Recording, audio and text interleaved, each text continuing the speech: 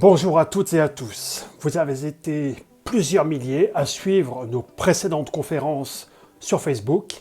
Nous sommes très heureux de constater que la compréhension du fonctionnement de la machine humaine à l'exercice vous a intéressé.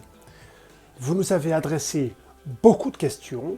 Alors pour éviter de réécrire 10 fois les mêmes réponses, nous en avons sélectionné 10 parmi les plus récurrentes. Et vous allez voir à quel point, dans le sport aussi, les idées reçues ont le cuir bien solide. C'est parti, première question. Bonjour, je m'appelle Laurie, j'ai 21 ans et ma question est la suivante. Je fais du sport vraiment tous les jours et ma famille dit que j'en fais trop, mes proches me le disent. Du coup, j'aimerais savoir comment je peux être sûre que je ne suis pas dans l'excès au niveau de ma pratique sportive. Alors Laurie, si ta pratique sportive est excessive, en d'autres termes, si tu es surentraîné, tu peux ressentir de la fatigue, des douleurs musculaires, un sommeil moins récupérateur ou encore un besoin compulsif de manger des sucreries. Ton entourage te fait peut-être aussi remarquer que tu es d'une humeur exécrable, plus irritable, moins patiente. Si rien de tout ça, alors tu peux continuer ton sport comme à ton habitude. Sinon, diminue ta charge d'entraînement et fais plus d'endurance.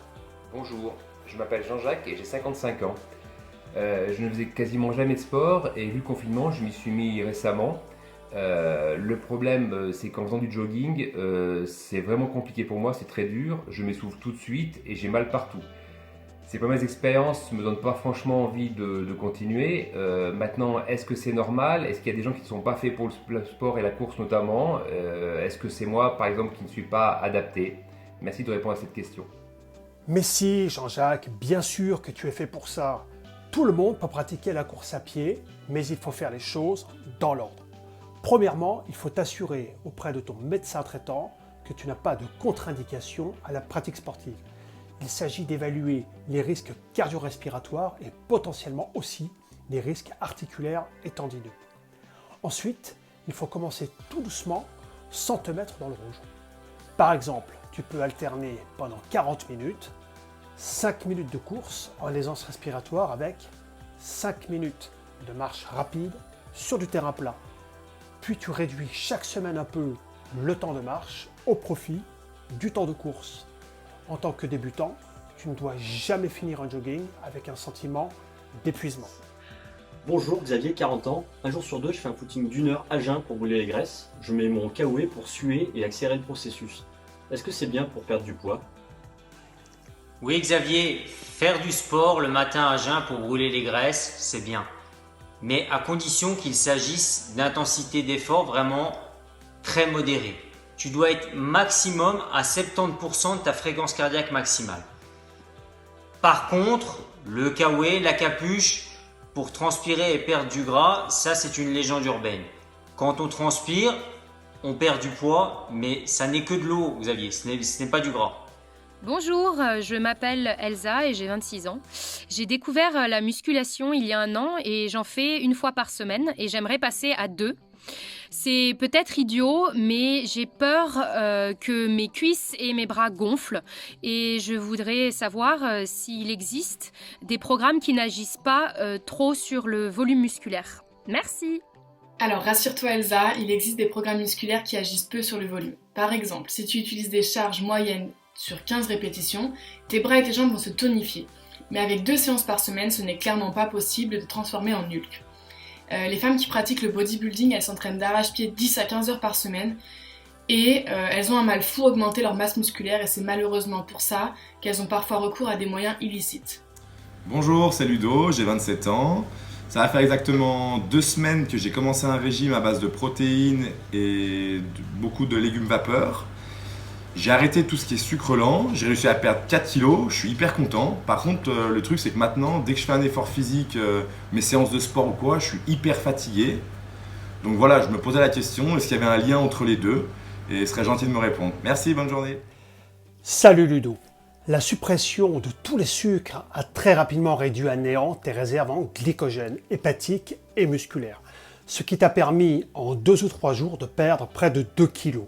Malheureusement, Ton alimentation en protéines et légumes ne permet pas à ton organisme de combler le manque énergétique de ton principal carburant à l'effort, c'est-à-dire le sucre. Malgré tout, il peut être intéressant de lancer le processus de perte de poids comme tu l'as fait, car en réduisant momentanément ton apport en sucre, tu améliores ta lipolyse. Mais pas plus d'une semaine. Au-delà, ton organisme s'attaque à un autre carburant qui en fait n'en est pas un, les protéines musculaires. Et voilà comment ont disparu les 2 autres kilos, c'est ta masse musculaire. C'est comme si ta voiture en panne sèche continuait à rouler en utilisant ta carrosserie et tes beaux sièges en cuir. Bonjour, Guillaume, 47 ans. Je me suis remis aux abdos depuis le début du confinement à raison d'une 30aine de minutes chaque jour. Et je me demandais quand enfin les tablettes de chocolat mais non fondues allaient apparaître. Je suis désolée, mais en fait, jamais. Enfin, jamais avec cette seule technique. Les évidences, elles sont parfois trompeuses. L'entraînement localisé sous forme d'abdos, il est important bien sûr, notamment pour protéger ton dos. Mais jamais il ne te permettra d'apercevoir tes tablettes de chocolat. S'il y a de la masse grasse par-dessus, elle sera toujours présente, et ce, même si tu fais 800 abdos par jour. Le seul moyen de diminuer ta masse grasse, c'est de diminuer par une bonne alimentation et des entraînements ciblés sur les graisses. Bonjour, je m'appelle Eliane et j'ai 52 ans. Les étirements servent-ils à quelque chose? J'ai entendu dire que ça ne sert à rien et que ça pouvait même être mauvais pour les muscles. Eh bien, Yann, malheureusement, les étirements ont passé un mauvais quart d'heure en 2003 suite à l'article d'un spécialiste repris à l'envers par les médias grand public. Bien sûr qu'ils sont utiles, ils sont même nécessaires. Ils permettent de diminuer les tensions musculaires, de bien récupérer, de garder une bonne mobilité et aussi de réduire les risques de blessures. Mais pour ça, il faut les réaliser correctement, c'est-à-dire maintenir chaque posture environ 1 minute, sans douleur, sans à-coups et en cherchant à te relaxer. Bonjour, Michel, 78 ans. Je faisais beaucoup de courses à pied quand j'étais plus jeune.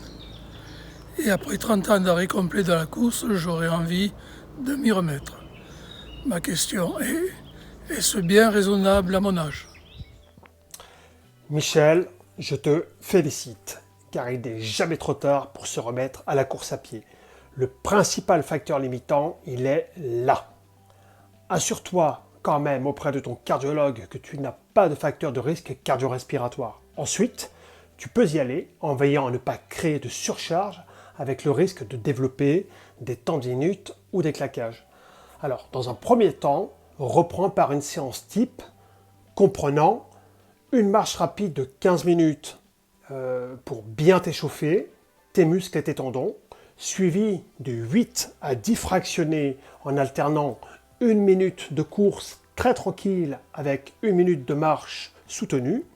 Et enfin, pour récupérer, tu termines par un retour au calme de 15 minutes à la marche. Attention, à la moindre douleur, tu arrêtes l'exercice. Ce n'est pas un échec, c'est juste reculer pour mieux sauter. Bonjour, je m'appelle Ingrid, j'ai 39 ans. J'ai couru mon premier marathon l'année dernière. J'avais suivi un plan d'entraînement trouvé sur internet avec pour objectif 4h15. Donc j'ai fini, mais j'ai explosé au 30e kilomètre. Et j'ai fini en marchant en 5h30, donc c'est assez frustrant.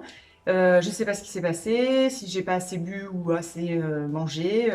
Est-ce que vous avez déjà vu ce genre de phénomène? Oui, Ingrid, on voit ça à longueur d'année, c'est le fameux mur du 30e.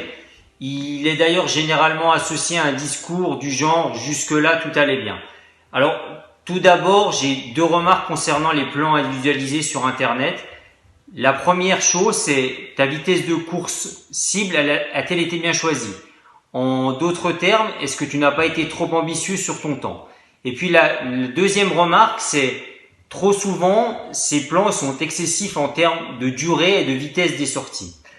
Alors maintenant, plus précisément sur ta question du mur, il se manifeste très souvent lorsque tes réserves en sucre musculaire sont vides. Et vraiment beaucoup plus rarement pour des questions de déshydratation ou d'hypoglycémie. Le problème de fond, c'est le tempo de course trop soutenu. Et un demi-kilomètre heure, dès le départ, peut s'avérer rédhibitoire pour la suite. C'est pour cette raison que je t'encourage à réaliser un test d'effort. Ce test, il va te permettre de déterminer tes vitesses d'entraînement et puis surtout pour toi, ta vitesse au marathon. Salut, moi c'est Léa, j'ai 28 ans et j'aimerais me remettre au sport car pendant cette période de confinement, j'ai fait beaucoup d'apéros et de malbouffe. Du coup, j'aimerais savoir en combien de temps ma graisse que j'avais accumulée pouvait se retransformer en muscle. Voilà, c'était ma petite question et j'espère que vous allez pouvoir me répondre. Salut! Oui, salut Léa, merci pour ta question. En fait, la graisse ne se transforme pas en muscle, ni le contraire d'ailleurs. La graisse, c'est un carburant pour le muscle. Donc la graisse, on la brûle grâce aux exercices d'endurance longs et lents. C'est ce que l'on appelle le catabolisme des lipides. Alors que la masse musculaire, on va la développer grâce à des exercices beaucoup plus intensifs, par exemple la musculation, c'est ce que l'on appelle l'anabolisme. Le catabolisme et l'anabolisme sont deux processus métaboliques totalement opposés.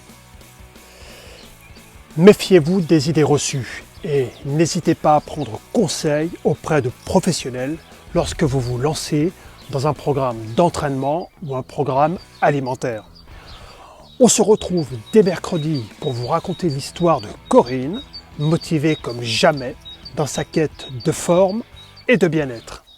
Salut!